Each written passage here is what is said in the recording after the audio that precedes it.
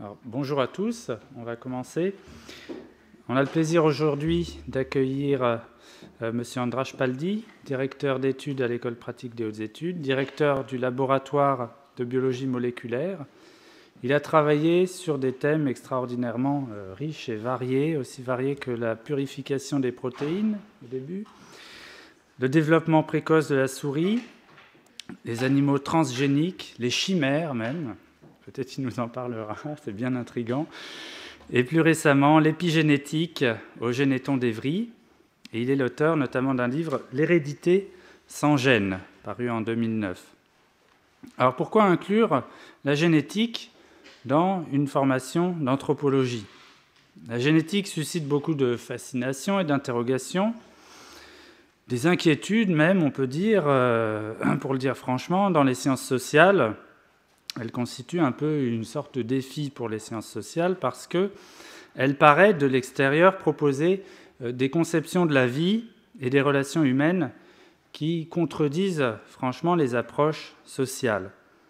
Pour des chercheurs comme l'anthropologue philosophe Tim Ingold, la génétique tend à proposer une vision du vivant où le développement d'un organisme serait programmé à l'avance. Tout serait joué avant même l'entrée de l'organisme dans le monde et ses interactions avec les autres êtres vivants.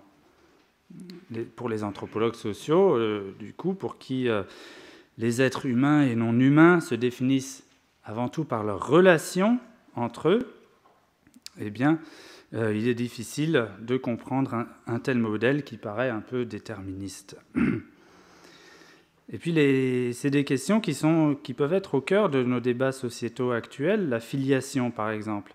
Est-ce qu'il faut la concevoir comme une relation génétique, passant par la procréation, ou comme une relation sociale qui se construit au quotidien?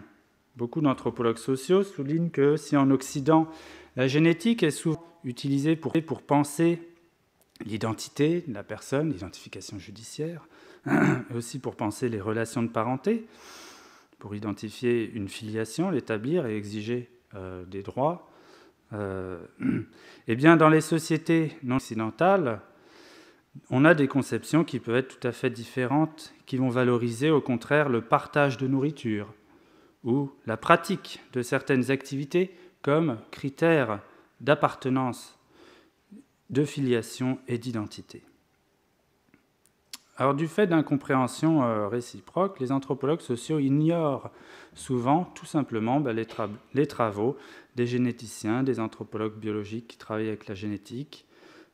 Et c'est souvent regrettable, notamment dans le domaine de la génétique des populations, par exemple, où on a des avancées extraordinaires grâce à la comparaison du génome de populations modernes et de populations anciennes, ou depuis peu, le décodage de l'ADN des pathogènes, les bactéries, les virus, qui donnent des indications extrêmement précieuses sur l'histoire des populations, leur métissage, leur transformation.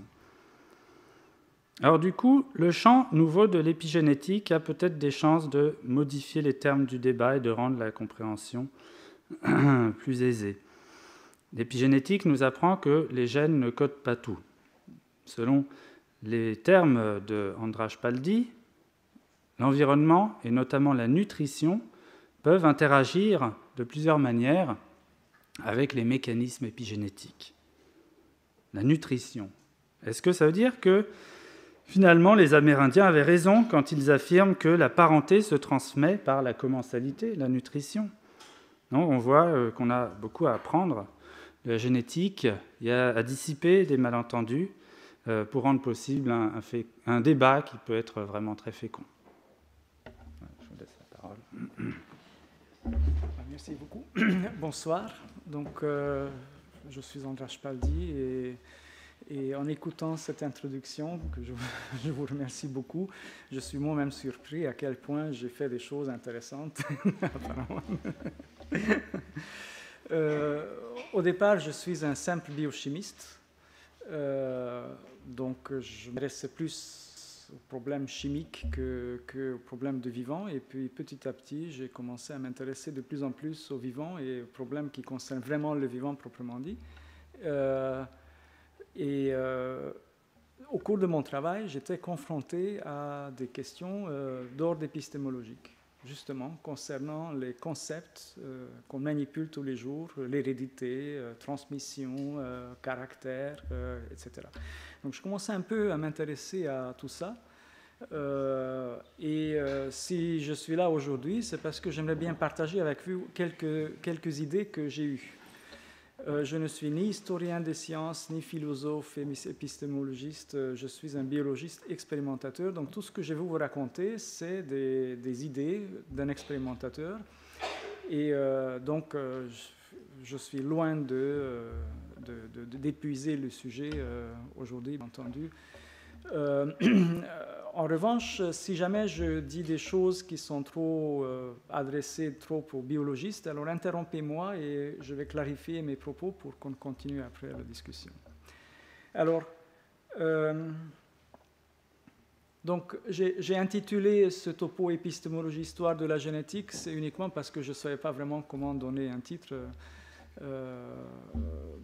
Donc, évidemment, je ne peux pas aborder tous les sujets qui pourraient être abordés dans ce contexte. Alors, en biologie, quand on travaille sur le vivant, en tant que biologiste, il y a deux grands problèmes qui existent.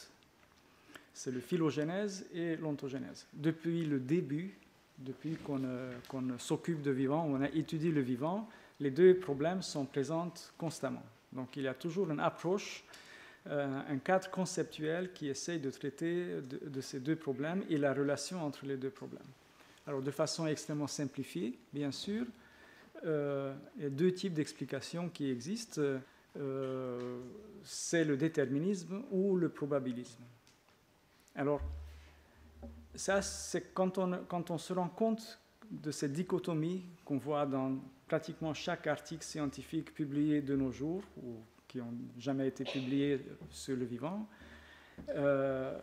ça permet de comprendre à quel point nos idées, nos concepts sur le vivant en général, est-ce que c'est pas assez proche? D'accord, je vais essayer de me mettre plus près. Donc, à quel point nos idées que nous portons sur le vivant ou sur l'hérédité plus particulièrement sont ancrées dans notre façon de voir le monde en général et à quel point, à chaque époque, finalement, cette vision du monde est reflétée dans la façon dont on traite le sujet de spécialistes proprement dit. Alors, notre vision du monde, si on retourne dans l'Antiquité, est extrêmement déterministe. On pourrait commencer avec Aristote pour parler des causes. Chaque chose a sa cause.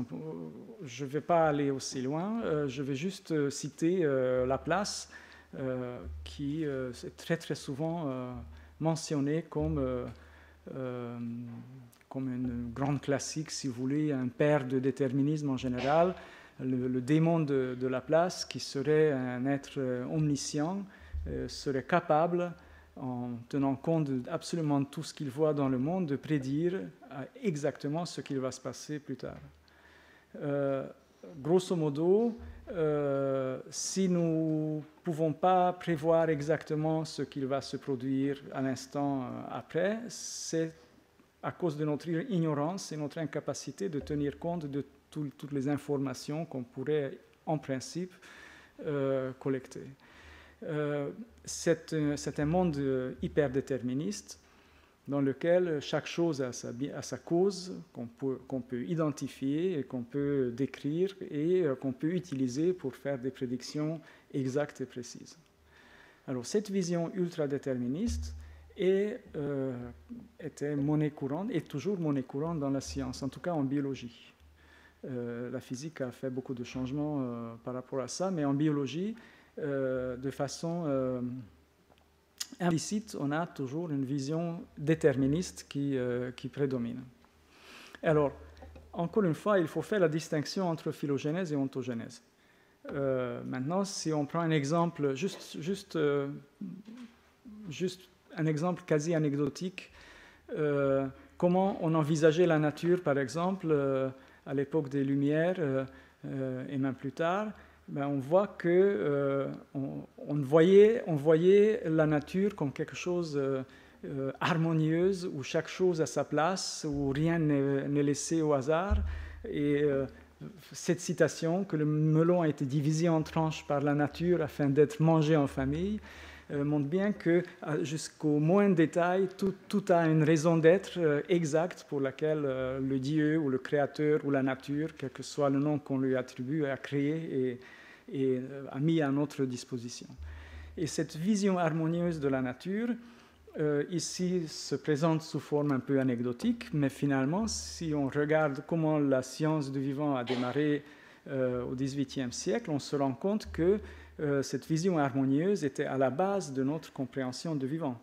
Et la science du vivant a commencé avec Carl Linné, qui a fait la première systématique du vivant, et cette systématique, on l'utilise encore de nos jours. Donc, cette systématique, cette classification du vivant suit exactement la vision aristotélicienne du monde, où chaque chose, où les choses sont regroupées selon leur caractère, leur essence qu'ils partagent, et les autres choses qui ne partagent pas la même essence appartiennent à une autre catégorie. Et puis on peut aller construire une sorte de hiérarchie où ici l'espèce est le loup, mais le loup partage une essence avec les canidés, donc il appartient au même genre que le chien par exemple, ou le renard, et ainsi de suite. On peut monter jusqu'aux mammifères et puis jusqu'aux vertébrés, et ainsi de suite. Donc cette classification selon les spécificités est une idée aristotélicienne essentialiste qui a dominé toute la biologie et qui domine encore une partie de la biologie de nos jours. Alors, la rupture avec la vision ultra-déterministe est venue côté études de phylogénèse. Alors, vous allez avoir un exposé sur l'évolution, si j'ai bien vu dans le programme, donc je vais en parler juste 2 mots. Évidemment, le grand classique, c'est Darwin. En fait, ce n'est pas lui qui a proposé l'évolution, c'est plutôt Lamarck qui a proposé l'idée de l'évolution du vivant. On oublie souvent, parce que ce n'est pas seulement dans la politique qu'il y a un monde de post-vérité, mais aussi dans la science. Donc on a attribué à Lamarck des choses qu'il n'a pas dit, et on a donné à Darwin des choses qu'il n'a pas dit non plus. Ça, c'est un détail, ça n'a pas tellement d'importance. Ce que Darwin a proposé dans la réalité, c'est un mécanisme par lequel on peut logiquement et rationnellement expliquer l'évolution du vivant. Et ce mécanisme est un mécanisme de variation et de sélection. Variation et sélection, ce sont deux choses différentes. Les variations apparaissent spontanément, c'est-à-dire qu'il n'a pas de constance dans... disons, à l'intérieur de même groupe taxonomique, les loups ne sont pas pareils, ils ont des petites différences, ces différences apparaissent spontanément. Et après, à partir de cette continuité de variation, c'est grâce à un processus de sélection, comme un éleveur élève ses animaux, c'est l'exemple que Darwin a utilisé, permet de stabiliser, donc de maintenir certaines variantes, tandis que les autres vont disparaître. Il ne s'agit pas de lutte pour la survie, comme on caricature souvent Darwin, il s'agit tout simplement d'une meilleure adaptation, plus efficace, qui permette une meilleure survie, une reproduction plus efficace au cours des générations. Donc il y a une idée de essai-erreur là-dedans, donc les essais se font par hasard, et certains essais réussissent, et ce sont les essais qui sont retenus, où on peut aussi parler de variation et stabilisation, donc variation spontanée et stabilisation qui est la sélection. Alors, évidemment, dès qu'on attribue aux variations comme moteur de l'évolution, on introduit le hasard dans le système, et donc on aboutit à une explication plus probabiliste que déterministe, parce que il n'a aucun moyen de prévoir quel type de changement, quel type de variantes vont apparaître spontanément. Et donc là, on se retrouve dans une situation où on a une idée de l'ontogénèse qui reste déterministe, et je vais en parler en fait. C'est de ça que je vais parler aujourd'hui. Et une idée de phylogénèse qui est essentiellement probabiliste, parce que le moteur de phylogénèse est un processus stochastique, donc un processus qui se déroule par hasard. Les deux sont reliés par l'hérédité. Alors là, on arrive à un concept de l'hérédité. Il faudrait comprendre ce que c'est exactement. Alors là, je suis en difficulté parce que c'est le concept clé de la génétique et en fait, il n'y a pas de définition de l'hérédité. La génétique ne peut pas dire ce que c'est l'hérédité. La génétique étudie l'hérédité, mais elle ne peut pas dire ce que c'est. Spontanément, on dirait que l'hérédité, c'est quand les enfants ressemblent aux parents. Mais pourquoi, comment, est-ce que c'est vraiment l'hérédité ou non? Intuitivement, dans la vie de tous les jours, on sait très bien qu'il y a quelque chose qui fait que les enfants ressemblent aux parents, mais alors comment on subdivise ça? Ça reste une question ouverte. Et donc, je vais en parler un tout petit peu aujourd'hui. Mais pour faire un peu d'historique des idées, parce que c'est extrêmement important de voir les racines d'historique de notre concept, notre cadre conceptuel de l'hérédité, il faut retourner encore une fois au moins jusqu'au XVIe, XVIIe siècle. Je vais jusqu'au XVIIe siècle pour vous citer un grand classique de l'époque qui est Nicolas Hartzucker. Et lui, il était un représentant clé d'une courante de pensée qu'on appelle le préformationnisme. Alors, l'idée de préformation est extrêmement simple. Si les enfants ressemblent aux parents, c'est parce que dans les gamètes des parents, il y a déjà des petits bonshommes préformés qui existent.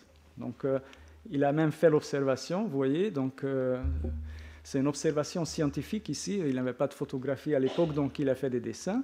Et ce qu'on voit bien, c'est qu'il a le petit homuncule dans la tête de spermatozoïde qui est déjà préformé. Et donc, cette idée de préformation était extrêmement simple et disons, propose une proposition extrêmement simple à l'hérédité. En fait, on se débarrasse de problèmes parce qu'on dit qu'il n'y a pas de problème d'hérédité, il n'y a pas de problème de l'ontogénèse, il y a une croissance d'un petit bonhomme qui est préformé. Donc, on renvoie la cause ailleurs. D'ailleurs, il dit très bien, on peut pousser bien plus loin cette nouvelle pensée de la génération et dire que chacun de nos animaux mâles renferme lui-même une infinité d'autres, sur l'autre page, d'autres animaux. Donc en fait, on peut imaginer que ce petit bonhomme dans la tête de spermatozoïde contient aussi des gamètes, parce qu'il a aussi des testicules dans lesquels il y a des gamètes, et dans ces gamètes, il y a aussi des bonhommes déjà préformés, qui eux aussi, ils ont des testicules avec des gamètes, et ainsi de suite. Donc on arrive très très rapidement à une régression jusqu'à l'infini, et il faut en principe donner un point de départ. Et donc quel est le point de départ? Je vous laisse à réfléchir là-dessus si vous voulez.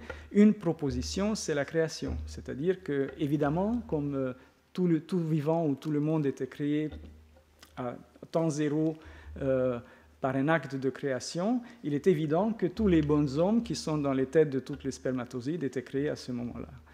Donc, c'est une vision qui est, encore une fois, ultra-déterministe, bien entendu, parce que tout est là déjà, toutes les causes sont déjà là, et aussi quelque chose qui correspond parfaitement à la vision du monde qui était créé, qui était ordonné, où chaque chose a sa place et rien ne bouge spontanément. Donc, la vision de préformation est une vision qui est enracinée dans la philosophie, la théologie de l'époque et dans la vision du monde en général de l'époque. Alors, si je m'arrête aussi longtemps sur ces choses, ça peut paraître un peu anecdotique, tout ça, mais malheureusement, ou heureusement, j'en sais rien, en tout cas, cette idée perdure jusqu'à nos jours. Et c'est ce que je vais vous montrer maintenant. Alors, la question de l'hérédité est revenue au premier plan au XIXe siècle. Vous avez tous entendu parler de Mendel et les autres. Et donc la génétique en tant que science qui étudie l'hérédité s'est constituée au XIXe siècle, à la fin du XIXe siècle. Donc je vais montrer un petit historique de tout ça, en commençant par la figure centrale de la génétique, qui pour moi n'est pas Mendel, mais qui est August Weismann. August Weismann a proposé une théorie qui s'appelle la théorie de continuité de plasme germinatif. En fait, je résume en 2 mots. De quoi s'agit-il? Il s'agit du fait que la transmission des caractères se fait grâce à un système qui provient d'une lignée continue de cellules qui sont la lignée germinale, si vous voulez. C'est ce qu'on appelle aujourd'hui encore lignée germinale. Donc c'est une lignée cellulaire qui est continue dans le temps et chaque génération peut être considérée comme une branche latérale de cette lignée. Donc le corps est constitué des choses qui ne se transmettent pas. C'est la seule chose qui se transmet, c'est la lignée germinale parce qu'elle est continue entre les générations. Donc cette continuité de lignée germinale, on reconnaît immédiatement l'inspiration préformationniste dans cette idée. Et August Weismann, lui-même d'ailleurs, il se revendiquait de cette idée en disant que moi je suis exactement la même logique en proposant, après avoir étudié la reproduction des animaux et leur hérédité, voilà ce que je vois. Je vois qu'il y a une continuité et que chaque excroissance constitue le soma, c'est-à-dire que les cellules somatiques ou les lignées somatiques, comme on appelle ça actuellement. Donc, lignée germinale, lignée somatique, ce sont des termes que vous retrouvez dans vos manuels de biologie ou de sciences de la vie de lycée. Et après, à la fac aussi. Donc, l'idée weismannienne est parfaitement acceptée et finalement continue à être utilisée. Il y a un point important ici qu'il faut voir, c'est que si cette lignée elle est continue et elle ne change pas, et donc la ressemblance des générations entre elles est due au fait qu'elles dérivent toutes à partir de même lignée cellulaire au départ, cela exclut que tout ce qui peut arriver comme changement dans la partie somatique ne peut pas être transmis à la génération suivante. D'accord? Donc si je modifie les cellules du corps, puisque les cellules du corps ne donnent rien, ne contribuent pas à l'hérédité, ces changements ne peuvent pas être transmis. La seule chose qui peut être transmise, c'est ce qui est dans la lignée germinale. Or, la lignée germinale est constante. Alors, il faut voir 2 choses ici. La première chose, c'est que, étant donné qu'on parle de l'hérédité, on met l'accent sur la permanence, donc sur les choses qui ne changent pas, parce que c'est toujours ressemblant d'une génération à l'autre. Et d'autre part, c'est que tout ce qui est changement qui peut survenir au cours de la vie ne peut pas être transmis. Donc, l'idée weismannienne, qui était parfaitement incorporée dans le cadre conceptuel de la génétique, rend impossible l'hérédité des caractères acquis. Alors, c'est très, très important parce que on pense souvent que la discussion autour de l'hérédité des caractères acquis se faisait par des arguments scientifiques, par des expérimentations. Il y a même des anecdotes qui racontent que Weismann il a coupé la queue des rats pendant X générations et les petits rats naissaient toujours avec une queue et donc c'était une preuve expérimentale que les caractères acquis ne sont pas transmis. C'est une anecdote, il n'a jamais fait ce genre d'expérience. D'ailleurs, dans l'histoire humaine, on connaît très bien des modifications du corps, comme la circoncision, par exemple, depuis des centaines de générations, et ça ne fait rien, les petits garçons toujours naissent pareil. Donc non, il n'y avait pas d'observation cruciale qui a prouvé que Weismann avait raison. C'était une nécessité théorique de dire qu'il ne peut pas y avoir une transmission des caractères acquis. Mais cette question de transmission des caractères acquis est un problème central, était un problème central en génétique fin 19e, début 20e siècle. Et non seulement à cette époque, mais jusqu'à nos jours, ça reste encore un point qui suscite énormément de débats. Alors, je vais citer Wilhelm Johannsen parce que lui, il a proposé le terme génétique et l'idée de génotype et phénotype. Alors que c'est un peu compliqué tout d'un coup, je vais revenir là-dessus, mais aussi si vous lisez la première page de son article dans lequel il a parlé de génotype comme concept fondamental de l'hérédité, il parle effectivement de cette vision spontanée de tous les jours où l'hérédité correspond à une ressemblance des générations entre elles et qui pourrait être vue comme transmission d'un bien, par exemple, comme on explique l'hérédité dans la vie sociale. Je lègue quelque chose à mes enfants et donc cette chose est conservée au cours du temps. Et donc l'idée que les parents transmettent quelque chose aux enfants qui est sous-jacente à cette idée de continuité de place germinative est une idée qui est recyclée ici pour expliquer l'hérédité biologique, donc la ressemblance des générations à leurs parents. Alors, encore un peu d'histoire pour montrer un peu le rapport de la génétique aux problèmes qui préoccupaient les naturalistes de l'époque. Je cite un livre.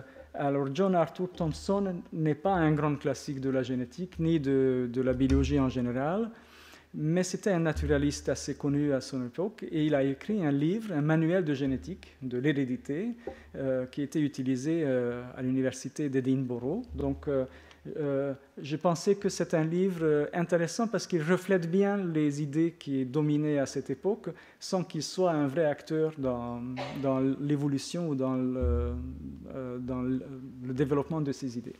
Alors, ce n'est pas la peine de tout lire, de toute façon, c'est trop petit. Je voulais dire juste deux choses.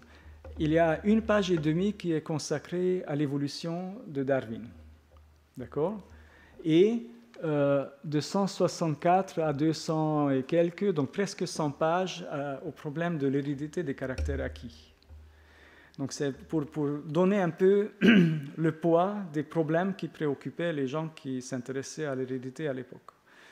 Le livre lui-même, il est dédié à Weismann. Donc toute la discussion tourne autour pourquoi Weismann a raison et les autres ont tort. Et ça, c'est un manuel de l'époque. Alors, pourquoi l'idée de Johansson de gène et pourquoi l'idée de Weismann est si importante? C'est parce que la vraie et grande innovation conceptuelle de la génétique, ce n'est pas le recyclage de l'idée de préformation, c'est cette innovation conceptuelle qui sépare le génotype du phénotype. Alors, je ne sais pas si vous connaissez les termes génotype-phénotype. On appelle phénotype les caractères observables d'un individu. Par exemple, les couleurs des yeux, la taille, le groupe sanguin. On remplace souvent, on parle souvent des marqueurs génétiques maintenant, mais ce n'est pas exactement la même chose. Donc, phénotype, c'est quelque chose qu'on peut observer, comment on est. Et le génotype, c'est de l'ensemble des gènes. Alors, l'idée de préformation, c'est que le petit bonhomme est déjà là préformé.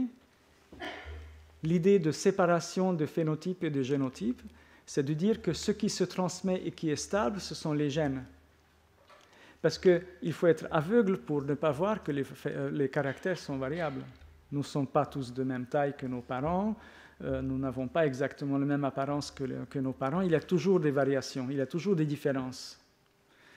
Et donc, puisque la génétique s'intéresse à ce qui ne change pas, ce qui est pareil, il fallait bien essayer de séparer cette variation de la permanence. Donc, ce qui ne change pas et ce qui change. Et en divisant le petit bonhomme en deux, en génotype, donc en ensemble des gènes qui ne changent pas et qui se transmettent comme un bien, on explique la permanence entre les générations, donc la ressemblance entre les générations. Et après, puisque ça, on ne peut pas observer, parce qu'à l'époque de la génétique classique, on ne savait pas ce que c'était un gène, on savait qu'il était probablement dans les gamètes, mais on ne savait pas exactement ce que c'était. En revanche, on pouvait observer le phénotype. Et donc le phénotype, les caractères, on peut les observer.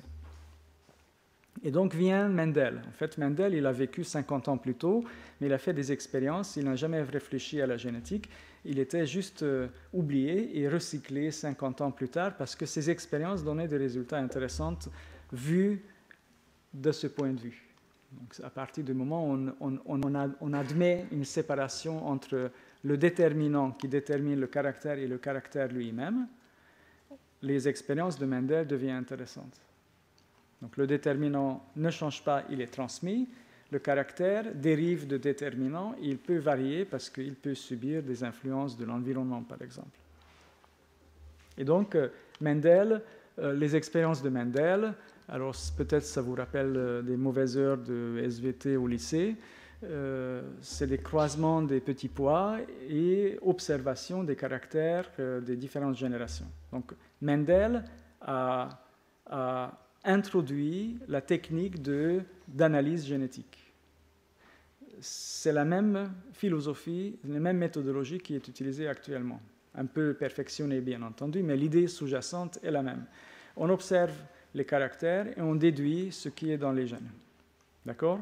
Dans le cas de Mendel, il utilisait les petits pois et donc il croisait des individus qui avaient des graines plus ou moins grandes, de formes différentes, ridées ou lisses, ou des fleurs qui avaient des pétales de couleurs différentes, violettes ou blanches. Donc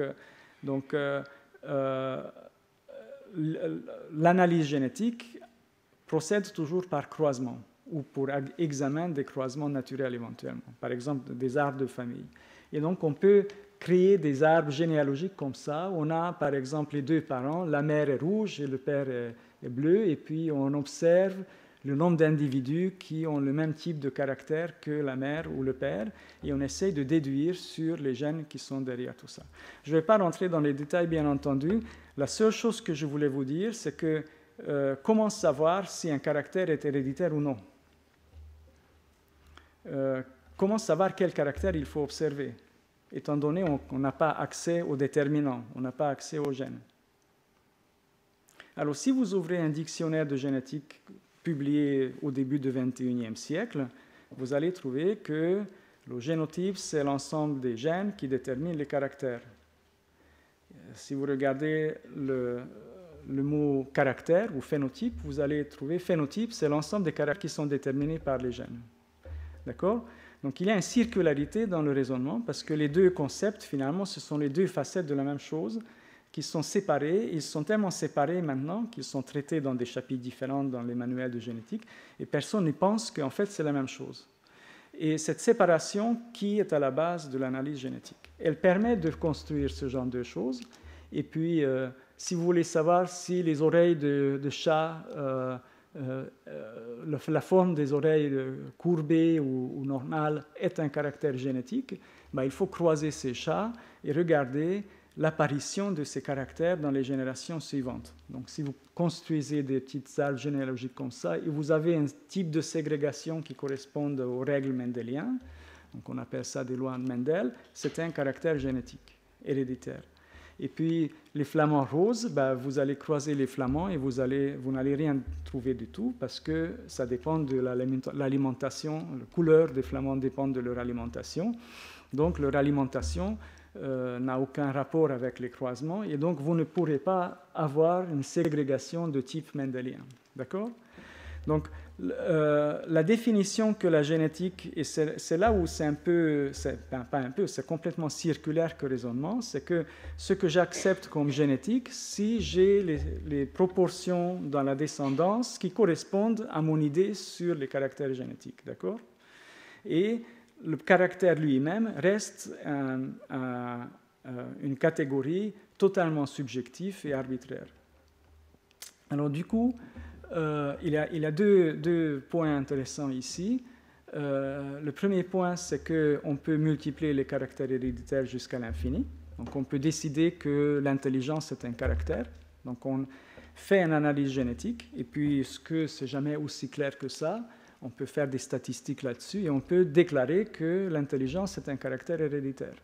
On peut faire le contraire aussi. À partir des mêmes données, vous pouvez conclure sur les deux choses. sans problème. Donc, du coup, vous voyez bien aussi que ça perce parfois jusqu'à la presse de tous les jours, que les chercheurs de tel ou tel institut très très renommé trouvent que l'intelligence est héritée, et puis d'autres chercheurs d'un autre institut aussi renommé concluent sur l'opposé. Et les deux coexistent, et ils discutent très bien, ils se font des congrès scientifiques aux Bahamas, et puis ça permet de vivre assez confortablement.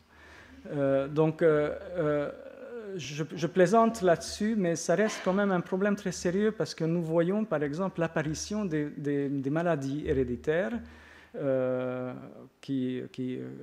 dont la fréquence augmente tous les jours.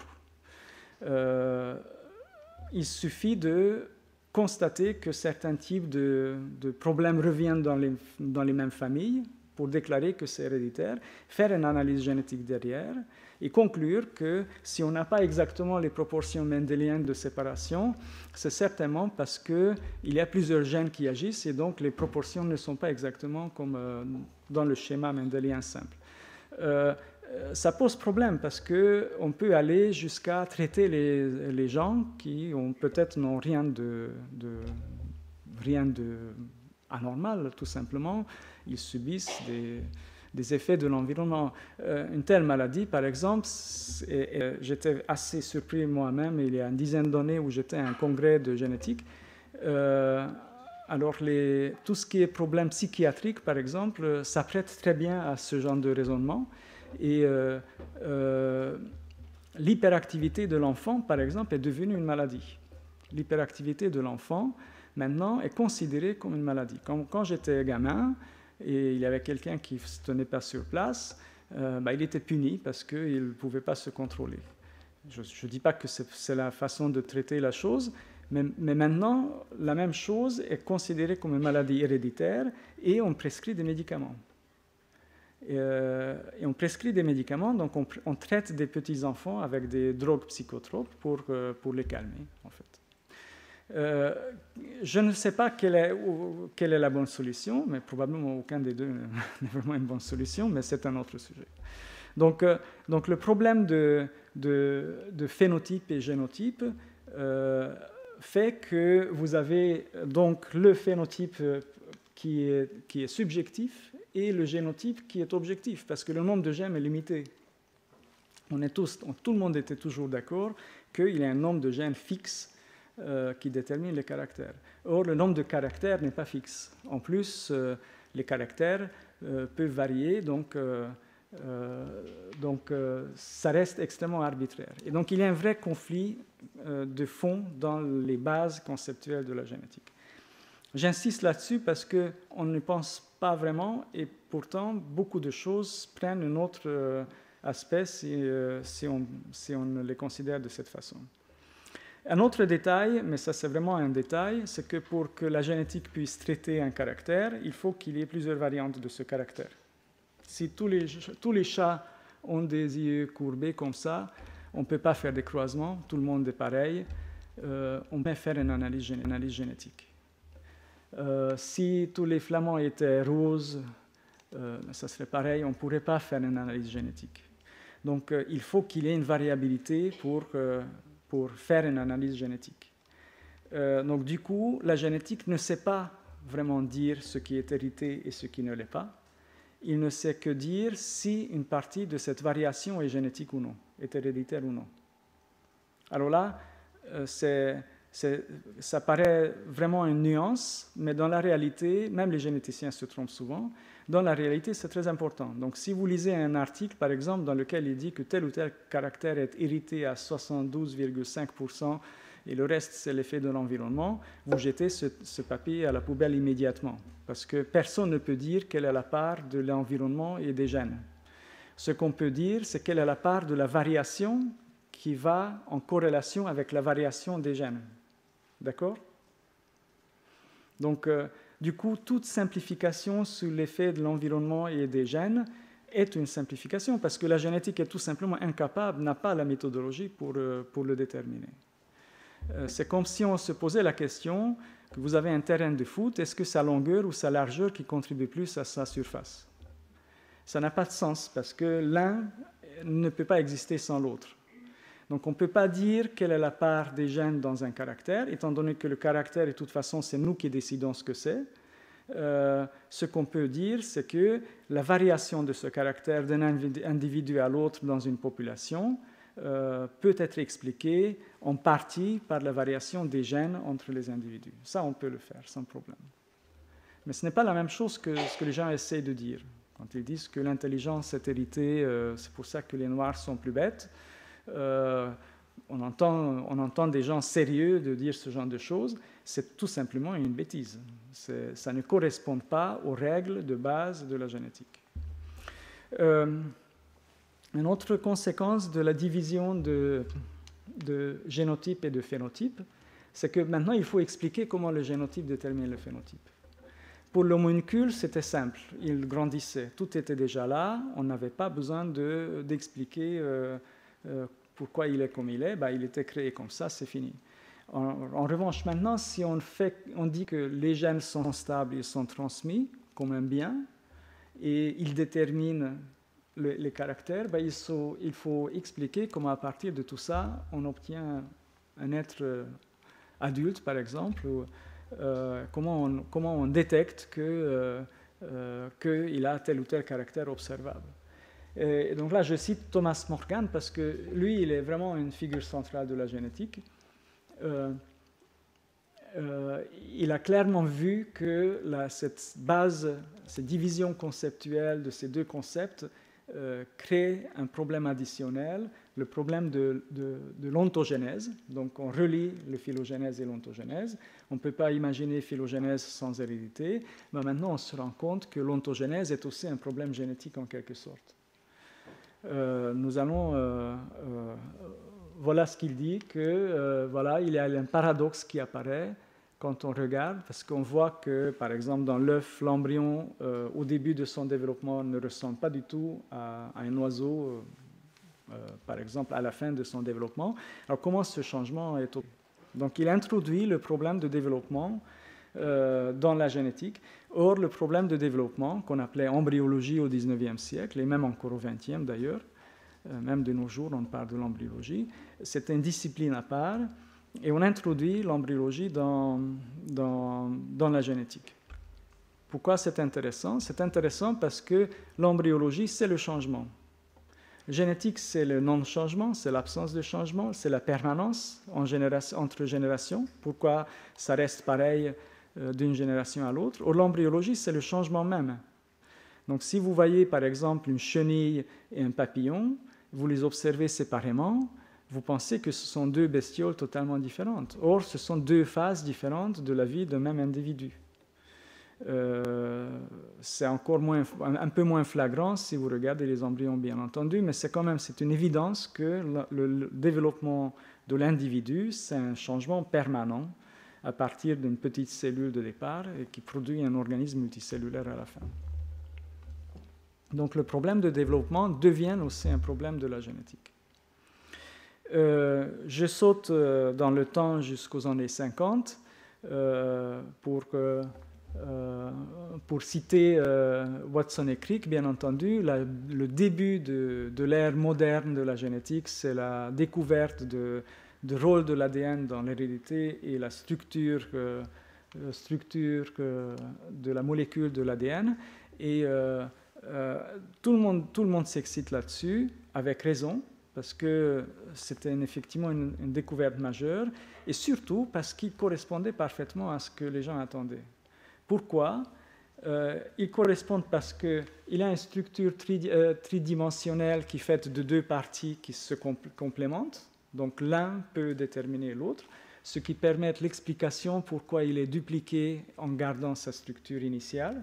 Donc on peut synthétiser deux molécules identiques à partir d'une molécule de départ, et ces deux molécules ils vont avec les chromosomes dans deux cellules différentes. Donc on explique mécanistiquement la transmission des gènes, et aussi il y a toute la panoplie de génétique derrière qui montre que l'ADN joue effectivement un rôle crucial dans la transmission, donc dans l'hérédité.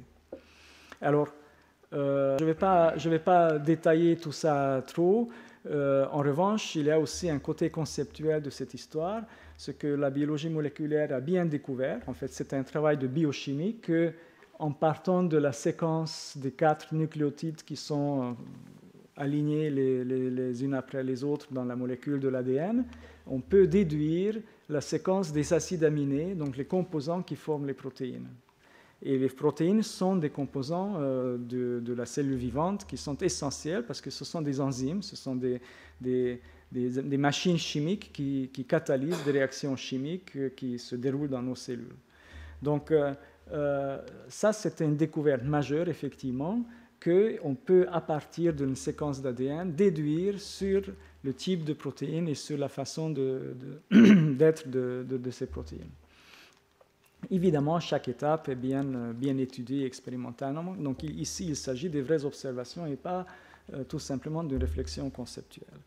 Et donc, je ne sais pas si c'était un lapsus ou juste une maladresse de la part de Francis Crick, mais il a appelé ça une dogme centrale de la biologie moléculaire. C'était dans le pub Eagle à Cambridge, donc ça se trouve que c'était après 2-3 bières et donc il s'est lâché un peu. Mais en tout cas, malheureusement pour la biologie, le terme donc, dogme central est resté et il figure dans les manuels. Alors qu'est-ce que ça veut dire? Ça veut dire qu'à partir de l'ADN, la machinerie cellulaire est capable, par l'intermédiaire d'un messager, on appelle le messager d'ailleurs, c'est aussi intéressant, par une autre molécule qui est l'ARN, on peut synthétiser, la cellule peut synthétiser des protéines. Donc ça va toujours dans un sens, d'accord? Donc la séquence de l'ADN détermine la structure des protéines, mais ce n'est pas la structure des protéines qui détermine la séquence de l'ADN. Donc il y a une relation asymétrique. Et donc le dogme central indique qu'il y a un déterminisme unidirectionnel entre les deux. D'accord?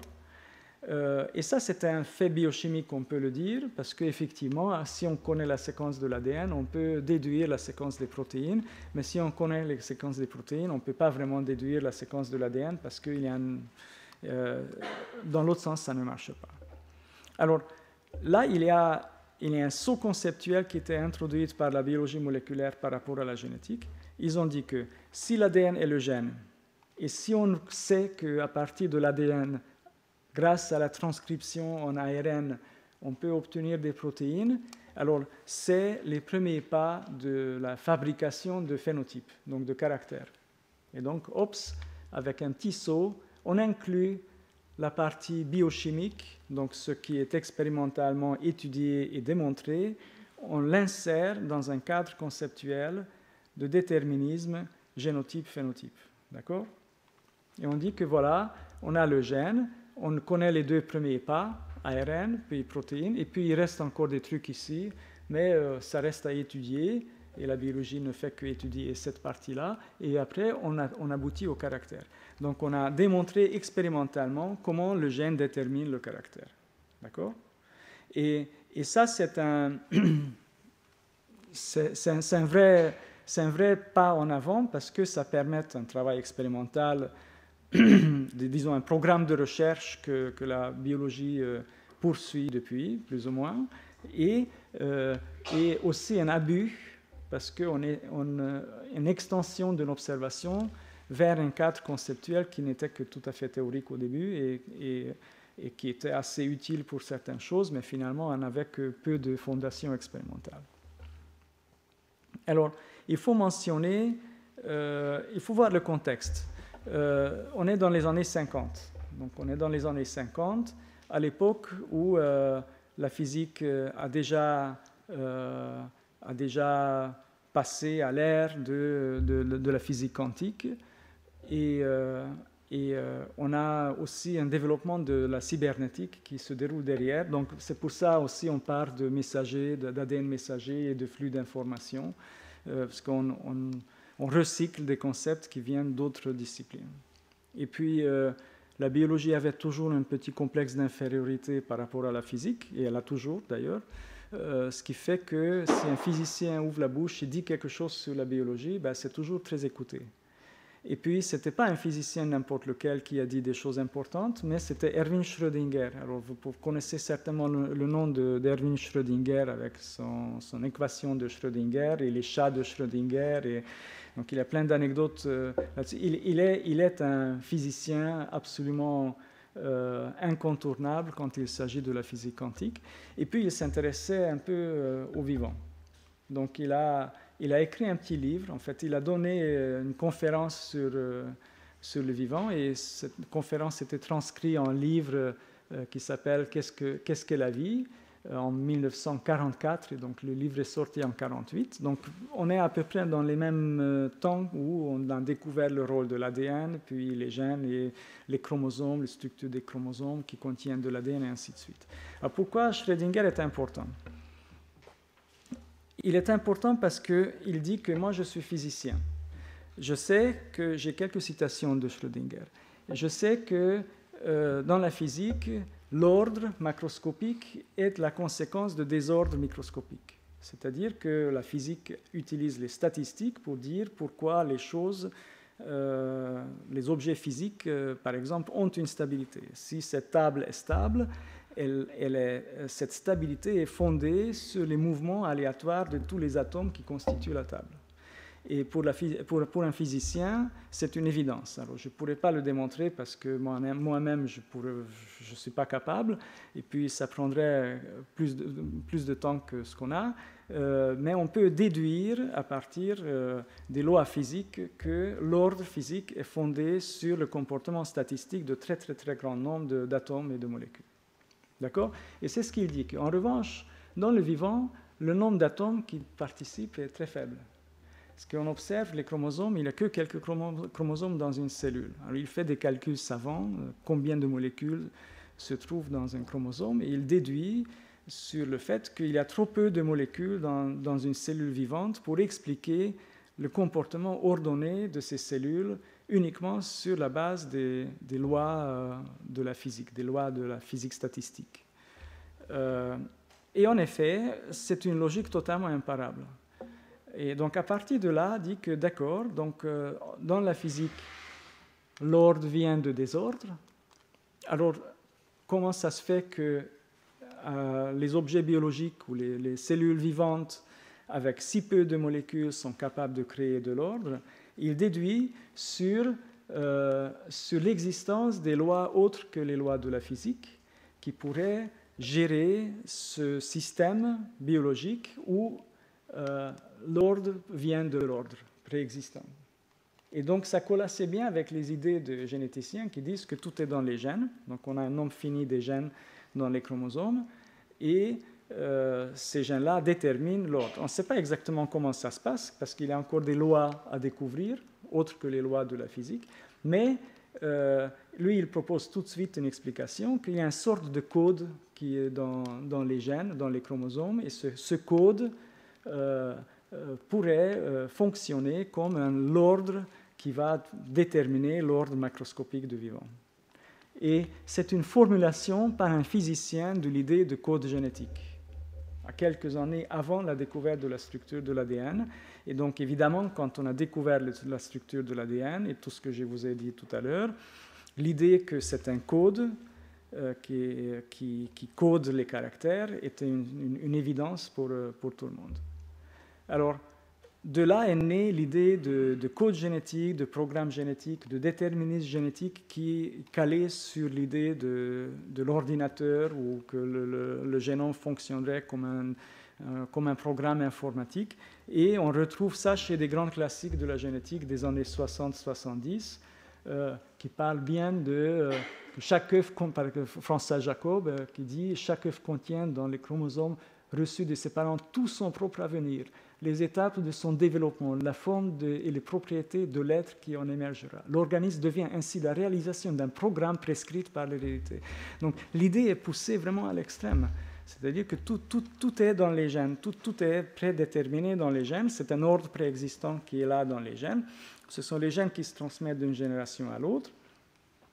Et bien entendu, on on est dans cette logique de préformation en quelque sorte, sauf que c'est une préformation un peu modifiée, parce que ce n'est pas le petit bonhomme qui est dans les gamètes, mais une sorte de plan de construction qui est dans les gamètes, qui sera réalisé,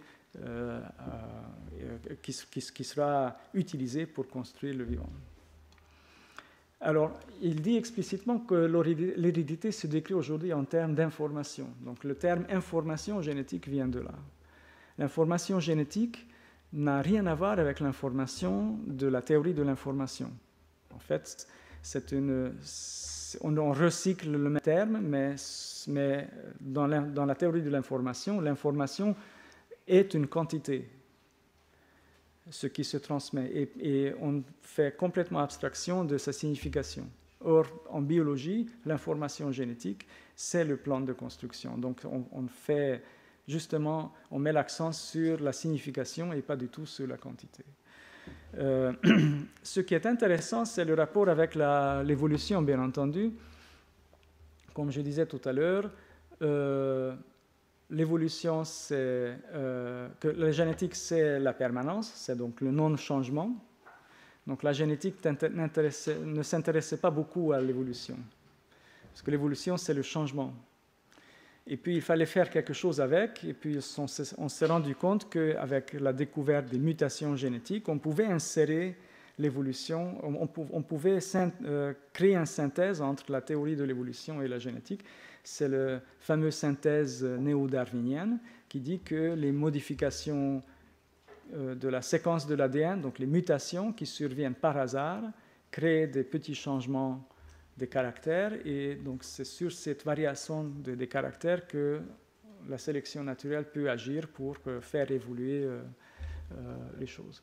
Et donc, à partir des années, donc après la période d'après-guerre surtout, et depuis, on a synthétisé, on a créé une synthèse de ces deux disciplines, et on peut maintenant fournir une explication génétique au processus de l'évolution. Maynard Smith est un scientifique très réputé de l'évolution, et puis il fait aussi réflexion sur les programmes génétiques qui gèrent. Donc on est dans une situation quand même assez intéressante, c'est-à-dire que vous avez l'ontogénèse, donc le développement de l'individu qui est hyper déterministe, que tout son avenir est dans les gènes, et en même temps, avec cette théorie, en faisant une petite pirouette des mutations qui surviennent par hasard, on crée un processus qui est géré essentiellement par hasard et qu'on ne peut pas prévoir à l'avance. Reste encore le problème de l'ontogénèse. Donc, comme je disais tout à l'heure, l'ontogénèse, ça ressemble un peu à l'évolution parce que ça change au cours du temps. Donc, comment on peut expliquer ce changement et comment on peut introduire le déterminisme génétique avec le changement. Donc, c'est là où vient le terme de programme génétique. Donc, on dit que les gènes, ce n'est pas simplement les déterminants des caractères, mais aussi les déterminants, comment ces caractères doivent apparaître, dans quelle séquence ils doivent apparaître. Et donc, on crée des modèles ultra-déterministes. Ça, c'est une figure que j'ai pêchée sur l'Internet, mais qui vient d'un article scientifique. Alors, les schémas explicatifs de la génétique moléculaire sont toujours qualitatifs, il n'y a jamais aucune quantité là-dedans, et montrent des interactions entre les éléments. Donc là, ça serait l'ADN, en bleu, qui est un gène, donc c'est la partie codante qui commence ici, qui code donc pour la structure de la protéine. Et donc, si ce gène est exprimé ou non, c'est-à-dire que s'il y a une réaction de transcription qui se produit sur l'ADN et qui fabrique donc une molécule d'ARN messager, qui est le premier pas vers l'expression des gènes, ben, il est régulé par un très grand nombre de molécules de protéines qui reconnaissent la séquence de l'ADN des séquences dites régulatrices et qui interagissent entre elles aussi de façon totalement spécifique. C'est-à-dire que ces protéines-là ne peuvent interagir qu'avec leurs voisins et ainsi de suite. Donc vous avez un système fermé où chaque composant a son rôle, comme dans l'harmonie de la nature, où chaque chose a sa place et le système ensemble fonctionne comme une petite machine moléculaire. On utilise le terme machine comme comme métaphore pour décrire le fonctionnement des protéines dans les cellules vivantes. Ça, c'est un gène. Et puis le gène, comme quand il est transcrit, il y a une protéine qui est synthétisée et cette protéine va participer à d'autres processus dans la cellule. Il va interagir avec d'autres protéines et ainsi de suite. Et donc, on peut créer des petits schémas comme un schéma de circuit électronique qui montre l'interaction spécifique des gènes.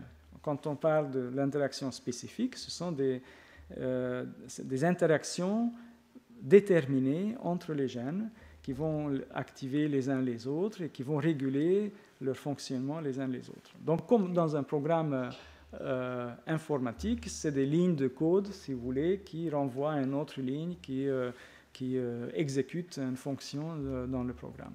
Et la biologie de développement, parce qu'on n'appelle plus ça embryologie, on appelle ça biologie ou génétique de développement, étudie l'expression des gènes dans les différentes parties de l'embryon et essaye d'établir des chronologies d'expression des gènes au cours de temps pour montrer comment le phénotype se met en place au cours du développement, comment le programme est réalisé. Du coup, je suis très en retard. Je disais que j'étais très bavard. Du coup, on comprend pourquoi on consacre autant d'argent et d'énergie au séquençage des génomes. Donc, nous savons tous que le programme de séquençage de génome humain est un grand programme scientifique dans les années 90, initié par ailleurs par James Watson, qui est le co-découvreur de la structure de l'ADN, et qui dit que c'est évident parce que tout le secret du vivant est dans les gènes. Donc, tout notre avenir est écrit dans les gènes, notre façon d'être, nos maladies, comment nous sommes, c'est dans les gènes.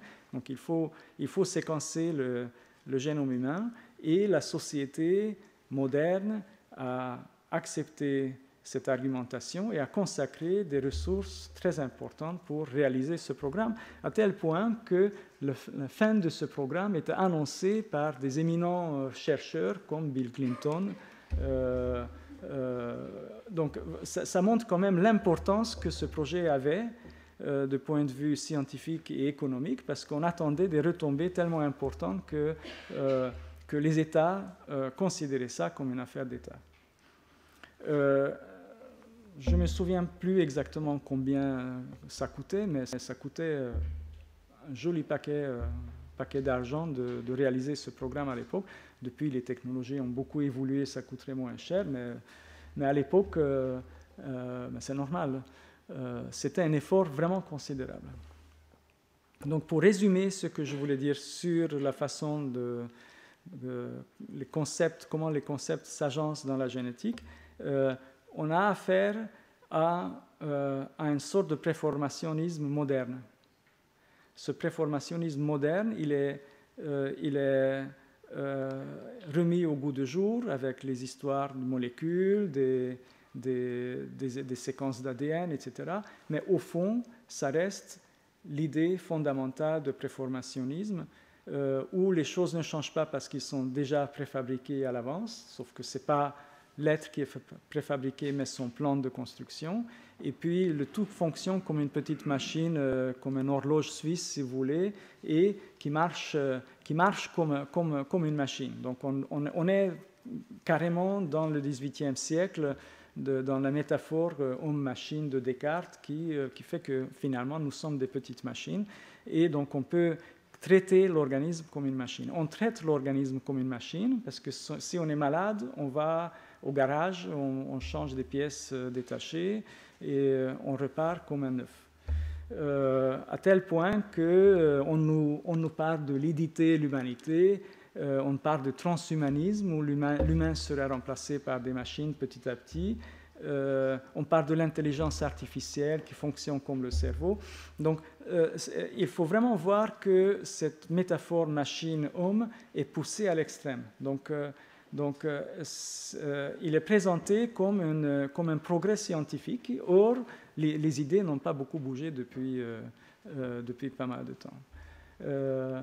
Et on nous propose aussi des solutions à des problèmes humains qui viennent de cette idée de métaphore organisme vivant-machine.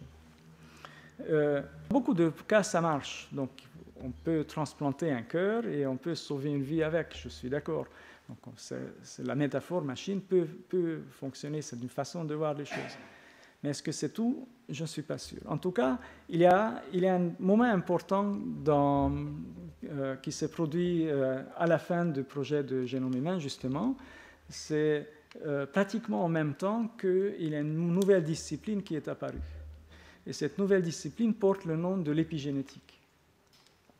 Ce n'est pas vraiment une nouvelle discipline parce qu'il y avait, quand le numéro spécial de Science est sorti en 2001, donc à peu près en même temps que la fin des grands projets de séquençage, il y avait une longue passée déjà de l'épigénétique qui existe depuis assez longtemps, et surtout les idées qui sont à la base, qui existent depuis encore plus longtemps, parce que en même temps que la théorie de préformation était considérée comme une théorie de l'hérédité, il y avait une autre théorie, qui est la théorie de l'épigénèse, qui s'intéressait à l'ontogénèse, justement. Donc là, on n'est plus vraiment dans la question de l'hérédité, mais on est dans la question de l'épigénèse. Alors l'épigénèse suppose qu'il n'y a rien de préformé dans les gamètes et que la formation de l'organisme, donc l'ontogénèse, le développement embryonnaire, est un processus graduel d'organisation à l'intérieur des gamètes. Alors, l'illustration date du XVIe siècle, mais en fait, c'est plutôt... c'est tout au long, finalement, jusqu'au XIXe siècle, que l'idée de l'épigénèse était assez répandue et représentée par des scientifiques de premier plan. William Harvey est le découvreur de la circulation sanguine, par exemple. Caspar Wolff est un embryologiste et un anatomiste très, très répandu. Donc il y a des structures anatomiques qui portent son nom jusqu'à maintenant. Et il y en a plein d'autres, mais je ne voulais pas surcharger trop la figure. Donc ce n'est pas du tout anecdotique, c'est un autre courant scientifique. Et ce qui est intéressant, c'est que ce courant scientifique était à la base de ce qu'on appelle l'embryologie, donc l'étude de l'embryologie. Je mentionne ça uniquement pour dire que ce que je disais tout à l'heure, que l'embryologie, c'est la science du changement, comment l'individu change au cours de ses premières étapes de sa vie. Et l'embryologie, contrairement à la génétique, n'avait absolument aucun problème d'accepter l'idée de l'évolution darwinienne. Donc Ernst Haeckel était un grand partisan de l'évolution, et d'ailleurs il était à l'origine d'une théorie que l'ontogénèse récapitule la phylogénèse. C'est une théorie qui n'est plus vraiment de cours maintenant, mais ça montre bien à quel point l'embryologie était réceptive à l'idée de l'évolution darwinienne, contrairement à la génétique qui était très conservatrice et qui s'intéressait à des choses qui ne changent pas, donc il ne s'intéressait pas du tout à l'évolution. Alors, comme déjà Morgan disait, il y a un problème, il y a un paradoxe, les gènes sont toujours les mêmes dans toutes les cellules. Comment ça se fait que les cellules sont différentes? D'où vient ça? La proposition de la génétique, c'est qu'il y a un programme informatique dans les gènes qui gère tout ça. Mais il y avait d'autres approches. Par exemple, l'approche de Conrad Waddington, qui était lui embryologiste, et qui l'a proposé, d'ailleurs c'est lui qui a proposé le terme épigénétique, et qui a essayé de trouver une synthèse entre la génétique et l'embryologie.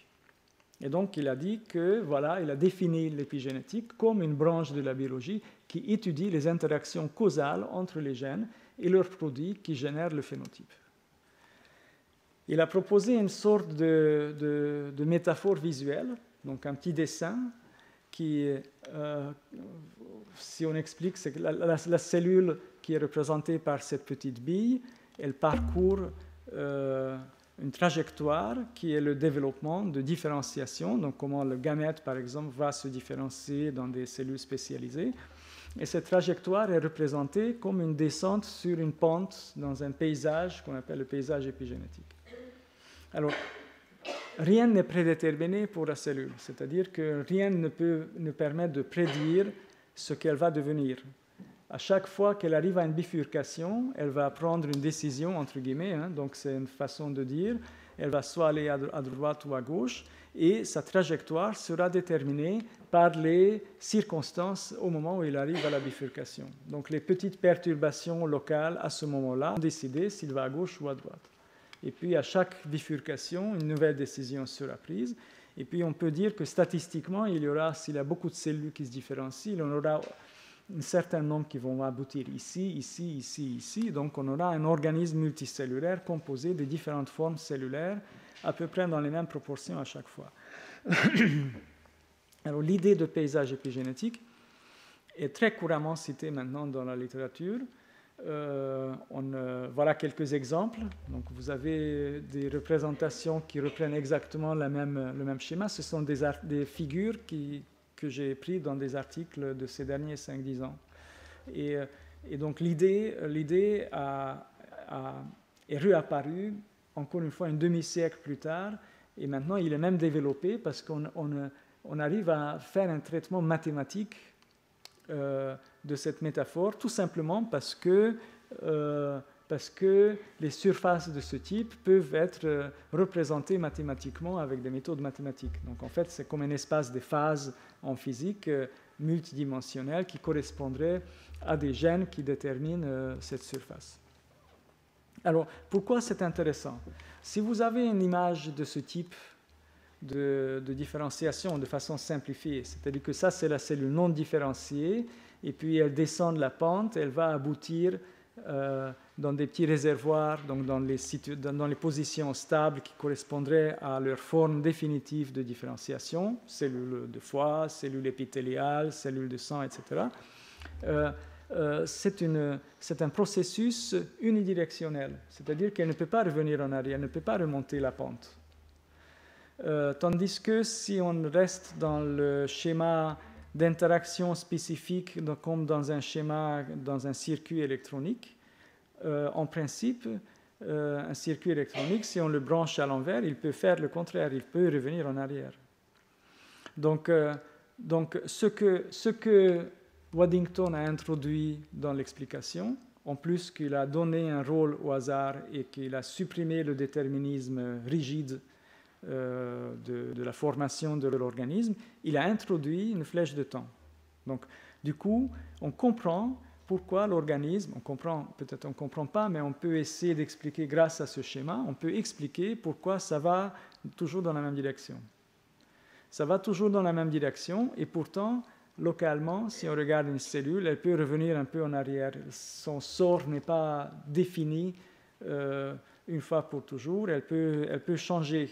Mais dans l'ensemble, l'organisme, elle va toujours aller dans le même sens. Donc on va toujours vieillir et on va finir par mourir. Si on a une machine comme un horloge suisse et qu'on a des gènes qui sont capables d'être activés et resynthétiser les protéines à chaque fois, on ne peut pas expliquer pourquoi on vieillit. La génétique moléculaire, avec le schéma déterministe de génétique, ne peut pas expliquer pourquoi on vieillit. Tandis qu'un processus spontané qui est dirigé par une sorte de force extérieure qui serait donc la gravitation qui fait descendre les cellules sur la pente. On ne sait pas quelle est la gravitation exactement pour les cellules, mais on voit bien que ça ne peut pas aller dans l'autre sens. Tandis que dans un schéma génétique, on pourrait éventuellement aller dans l'autre sens. On pourrait échanger les morceaux abîmés et on aurait toujours un mécanisme qui fonctionne. Il y a un autre point important que Waddington a proposé, c'est qu'il a dit que voilà, ça c'est la surface sur laquelle bouge la cellule, le paysage épigénétique, mais si on regarde par en dessous, ce qu'on voit, c'est que la forme de cette surface est déterminée par les gènes. Donc le déterminisme génétique, ça vient des gènes qui sont les piqués ici et qui sont reliés tous à la surface et qui déterminent la forme de la surface. Donc en fait, il fige en quelque sorte cette surface. Et ce qui est intéressant, c'est que vous voyez qu'il n'y a pas une correspondance 1 à 1, donc chaque gène va dans un seul point. En fait, ils interagissent tous ensemble. Donc on peut enlever un gène, ça ne va pas changer grand-chose. Ils interagissent tous ensemble et s'ils coopèrent ensemble pour produire la surface et donc pour déterminer non seulement le phénotype, mais aussi la façon dont ce phénotype sera acquis par des cellules de l'embryon qui se développe. Et c'est aussi une idée qu'on recycle maintenant. On a repris cette idée et on essaye de déterminer les réseaux d'interaction entre les gènes et les protéines et on crée des petits schémas d'interaction. Donc chaque point ici correspond à une protéine qui est codée par un gène et chaque arête qui relie ces points sont des interactions qui sont démontrées expérimentalement. Voilà encore un autre type de schéma de même type qui montre, je ne sais pas quel type cellulaire, qui exprime un certain nombre de gènes et que ces gènes interagissent entre eux. Alors pourquoi c'est important? Parce que dans une interaction de ce type ou de ce type, on perd la spécificité. Donc tout à l'heure, je disais que chaque protéine avait un partenaire ou un partenaire de nombre limité avec lequel il pouvait interagir. Dans un réseau comme ça, vous avez toujours des voies alternatives. Donc si vous enlevez une protéine ici, on peut toujours passer par une autre trajectoire et on peut aboutir au même résultat. C'est un peu comme dans le métro, s'il y a une station qui est fermée, vous pouvez toujours trouver une autre ligne et faire le détour pour aboutir au même endroit. Donc de façon chimique, on peut effectivement remplacer, on peut même supprimer un certain nombre de nœuds dans un réseau comme ça et le réseau continue à fonctionner correctement. Et il y a toute une science de résologie qui existe actuellement, qui étudie le comportement de ces réseaux de point de vue mathématique. Et on sait que, évidemment, il y a des nœuds qui sont plus importants que d'autres, mais dans l'ensemble, ces réseaux ont des dynamiques. Et effectivement, on peut supprimer une bonne partie du réseau, le réseau sera capable toujours de fonctionner comme avant. Les réseaux sociaux fonctionnent sur le même principe. On les appelle des réseaux invariantes échelle, d'ailleurs, en mathématiques.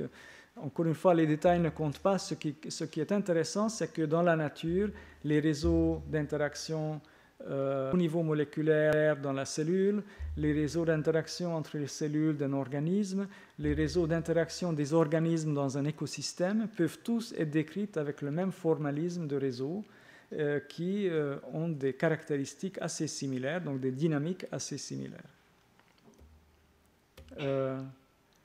Je vais sauter ça, à tel point que maintenant on s'oriente vers une explication des dysfonctionnements aussi comme un dysfonctionnement de réseau.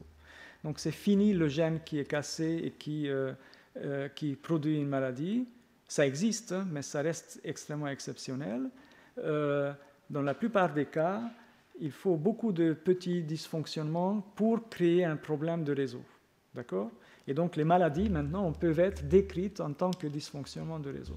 Donc on est dans une sorte de changement de perspective qui met l'accent, qui s'éloigne de cet ultra-déterminisme et essaye de trouver une explication un peu plus dynamique qui tente d'être beaucoup plus statistique que le déterminisme primaire de la génétique disons d'il y a 10 ou 20 ans. À tel point qu'on découvre que les mutations qu'on croyait extrêmement délétères sont présentes à une fréquence très élevée dans la population sans créer des problèmes. Donc je ne vais pas rentrer dans les détails, juste pour dire que vous connaissez la maladie de la vache folle, il y a une forme héréditaire de cette maladie. On a découvert que le gène qui code pour la protéine prion peut porter un certain nombre de mutations qu'on retrouve systématiquement dans les formes héréditaires de cette maladie. Et maintenant que les données commencent à s'accumuler, on découvre que, en fait, il y a beaucoup plus de personnes qui portent cette mutation et qui ne sont pas malades que les personnes qui portent la mutation et sont malades. Donc, visiblement, le réseau de gènes qui sont présentes dans nos cellules sont capables de compenser, dans la plupart des cas, ces mutations génétiques. Et dans un certain nombre de cas, ça ne marche pas. Et à ce moment-là, le dysfonctionnement est trop fort et ça crée une maladie. Alors, il y a un autre détail que je n'ai pas mentionné, c'est la question génétique. Comme je disais tout à l'heure, le problème principal qui préoccupait les généticiens à la fin du 19e, début 20e, c'est la transmission des caractères acquis. Ils s'en sont sortis avec le présupposé que ça ne peut pas exister.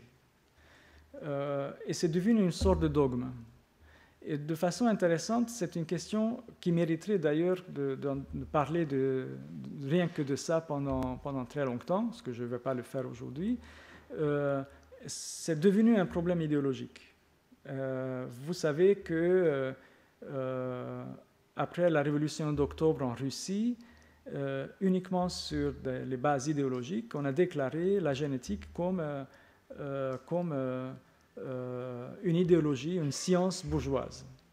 Et donc la génétique était bannie. Pourquoi la génétique est une science bourgeoise? C'est très simple, parce que si les gènes déterminent la façon d'être des gens, ça signifie que nous ne sommes pas égaux de naissance.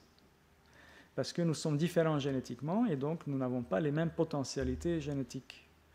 Et donc si nous ne sommes pas égaux de naissance, ça va à l'encontre de l'idéologie de l'époque. D'ailleurs, on peut remonter jusqu'à la Révolution française, parce que la Révolution française a aboli aussi les privilèges de naissance. Alors là, c'est peut-être pas par hasard si en France aussi le courant qu'on appelle courant lamarckien était aussi fort pendant le 19e et début 20e siècle, parce qu'il y avait des présupposés idéologiques qui jouaient un rôle. Tandis que si on se place uniquement sur le plan génétique, où les gènes déterminent tout, alors les différences entre les gens à la naissance sont prescrites dans les gènes, n'est-ce pas? Donc les gènes, on n'y est pour rien, c'est les gènes, c'est la faute des gènes. Cet argument revient aussi dans une forme moins méchante, si je peux dire, ou moins, comment dirais-je, qui impacte qui n'est pas aussi idéologisé dans notre façon de voir les maladies héréditaires aussi. Parce que si je suis malade et ce n'est pas ma faute parce que c'est dans mes gènes, ça me déresponsabilise. Et donc du coup, comme je disais tout à l'heure, les phénotypes sont déterminés de façon arbitraire. L'obésité, par exemple, ou le diabète peut devenir une maladie génétique. Ce n'est pas ma faute si je suis obèse. Ce n'est pas parce que je mange ou j'ai mangé beaucoup à un moment donné ou je mange beaucoup, c'est dans mes gènes. Si je suis diabétique, ce n'est pas à cause de ma mode de vie ou les maladies cardiovasculaires, ce n'est pas parce que je ne bouge pas assez, c'est dans mes gènes. Donc ça déresponsabilise et c'est aussi créer une sorte de prédétermination des choses. En revanche, si on admet l'idée que l'environnement et le mode de vie et tout ça peut prévaloir sur l'effet des gènes, on glisse vers ce type de lamarckisme et tout d'un coup, on change de perspective en quelque sorte. Alors, en biologie, quand on étudie l'hérédité, on se rend compte qu'effectivement, il y a des effets transgénérationnels qu'on ne peut pas expliquer par les gènes uniquement si on prend les gènes comme des séquences d'ADN. Alors, les jumeaux monozygotiques qui ont exactement les mêmes gènes, par exemple, ne sont pas forcément identiques. Ils sont loin d'être identiques et parfois ils sont même très différents. Dans l'expérience de laboratoire, on a énormément de modèles de laboratoire, des lignées de souris, de toutes sortes de bestioles qui sont génétiquement identiques. On observe toujours une variation des caractères dans ces animaux. On observe aussi certains effets de l'environnement qui peuvent être transmis d'une génération à l'autre. On a l'effet de la nutrition, comme vous avez mentionné, qui peuvent être transmis d'une génération à l'autre. Donc il y a toute une littérature là-dessus. Je n'ai pas vraiment le temps de rentrer dans ce sujet, parce que ça serait un autre sujet, comme je disais, mais il existe un effet indéniable, transgénérationnel, qu'on peut qualifier comme hérédité et qui n'est pas lié à la séquence des gènes que nous transmettons. Alors, on qualifie ça lamarckien. Pauvre Lamarck, il est pour rien. En fait, c'est pas, il était lamarckien aussi, mais Darwin était lamarckien aussi, et tous ses contemporains étaient lamarckiens à l'époque, parce que l'idée que les caractères acquis au cours de la vie sont transmis à la génération suivante, c'était une idée tout à fait acceptée par tout le monde. Donc, c'est à partir de la fin du 19e siècle, quand Lamarck était mort depuis très longtemps, qu'on lui a attribué, grosso modo, l'idée d'hérédité lamarckienne.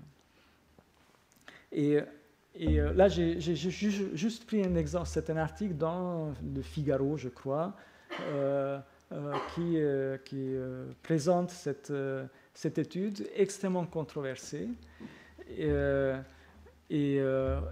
qui suggérait que les stress d'une odeur désagréable auxquels les souris sont exposées dans leur jeunesse peut être transmis à la génération d'après, à travers plusieurs générations, et ses descendants réagissent à cette odeur.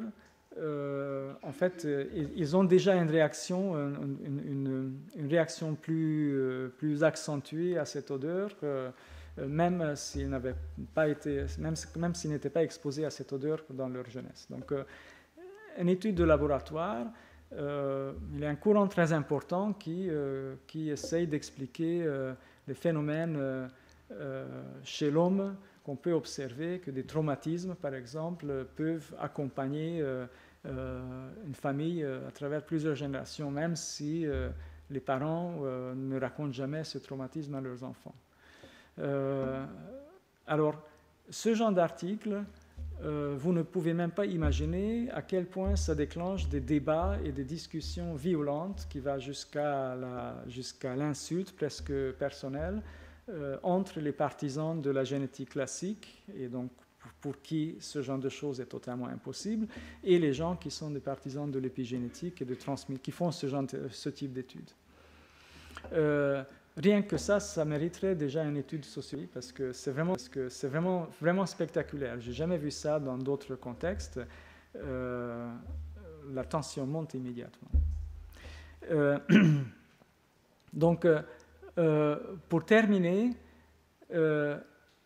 donc, par opposition au déterminisme génétique, il y a un courant qui s'est renforcé et qui s'est constitué depuis quelques années, qui est un courant, je dirais, épigénétique, ou qui prend ses racines dans la théorie de l'épigénèse de l'époque. Il y a plusieurs types de théories qui circulent, que je ne vais pas détailler, mais disons, ils ont quelque chose en commun, c'est qu'ils supposent qu'il n'y a pas de plan préexistant dans les gènes, il n'y a rien qui est prédéterminé dans les gènes. En fait, le génome, ça peut être au mieux considéré comme une sorte de base de données, une liste des pièces détachées d'un mécanisme, mais rien ne dit comment ces pièces doivent s'agencer et comment ils doivent fonctionner ensemble. Et donc, il y a un processus permanent de création et recréation de ces composants. Et donc, le vivant est capable de s'auto-entretenir, évoluer, changer au cours de sa vie et s'adapter à son environnement sans avoir un plan préexistant. Et bien entendu, puisque c'est un système dynamique qu'on peut aussi appeler un système émergent, donc on parle de l'émergence quand les caractères, les propriétés d'un système ne peuvent pas être expliquées par l'ensemble des propriétés de ses composants. Donc ce sont des caractères qui apparaissent quand tous ces composants commencent à interagir entre eux. Et donc un tel système dynamique est capable de s'adapter s'adapter aux contraintes de l'environnement et d'incorporer dans leur fonctionnement l'environnement dans lequel il existe. Donc, du coup, il y a une sorte de glissement de paradigme donc on est parti de la biologie moléculaire qui a recyclé le cadre conceptuel déterministe de la génétique. Et maintenant, si on suppose que le phénotype peut aussi agir sur le génotype, donc on recrée finalement une unicité de caractères et de déterminants, donc de gènes et de caractères, ou de génotypes et de phénotypes, en incorporant tout ce qu'on peut observer actuellement, on crée un nouveau cadre conceptuel dans lequel les phénomènes héréditaires apparaissent beaucoup plus comme des phénomènes probabilistes, comme le phylogénèse, et que pour le phylogénèse, c'est déjà bien expliqué.